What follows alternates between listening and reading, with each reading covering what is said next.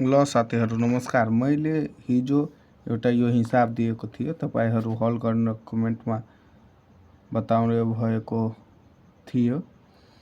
मैले यसमा भनेको थियो पहिला के मान्ने, पहिला क्रय मूल्य मान्ने, किनकि क्रय मूल्यसँग भन्दा भनेर आएको छ। भन्दामा भएर आएको जुन शब्द हुन्छ त्यसमा मान्ने, त्यसलाई के मान्ने, त्यसलाई पहिला यहाँ क्रय मूल्यमा, त्यही कारण यहाँ क्रय मूल्य एक्स मानेको छ। यसमा भनेको छ एउटा सामानको अंकित मूल्य क्रय मूल्य भन्दा पहिले बढी छ, सो सामानको 60% छुटमा बेच्दा नफा वा नोक्सान कति हुन्छ। तपाईहरूलाई थाहा नै होला, कुनै कुराको छुट त्यो अंकित मूल्यमा हुन्छ। देयरफोर यहाँ लेख्ने, देयरफोर अंकित मूल्यलाई एमपी ले जना हुन्छ। मार्केट प्राइस जसलाई भनिन्छ, मार्केट सीपी भनेको क्रय मूल्य, त्यसलाई सेलिङ प्राइस भन्छ, प्लस सीपी को 65% ले वृद्धि भनेको छ, त्यही कारणले यहाँ प्लस गरेको हो। अनि यसलाई हर गर्दा x plus x equal to 65/100। अब यसलाई जोड्दाखेरि 165 र बट्टामा 100 हुन्छ, यहाँ x छ। अब यसलाई भाग गर्दाखेरि 1.65x आउँछ।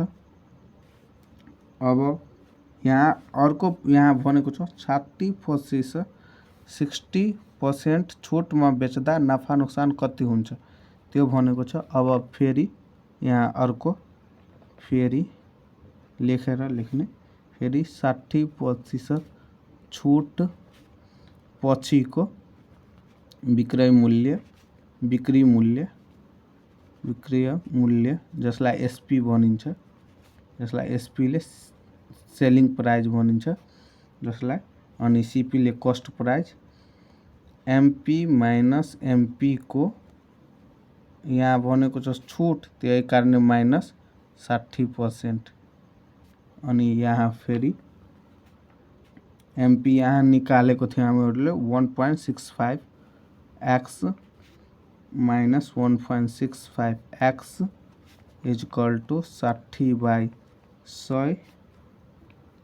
1.65x minus 0.99x equal to 0.66x। यहाँ अब फेरि यहाँ यसमा हेरौँ त सीपी बढी हो कि एसपी बढी हो, त्यो कुरा पहिला हेर्नु पर्छ। यहाँ सीपी भन्दा बढी हो कि एसपी बढी हो, त्यो कुरा यहाँ नफा नोक्सान तपाईलाई पत्ता लगाउनु पर्छ। यहाँ हामीहरू किनेको मूल्य सेलिङ, एसपी माने बिक्री गरेको मूल्य र सीपी माने किनेको मूल्य क्रय मूल्य। त हामी बढीमा किनेको छौँ र कममा बेचेको छौँ, हामीलाई के हुन्छ, नोक्सान हुन्छ। त्यसैले के भएको छ, नोक्सान भएछ। के भएछ, नोक्सान। अनि नोक्सान भएको, अब नोक्सान प्रतिशत सूत्र लेखाउनु, अरु केही छैन। नोक्सान प्रतिशत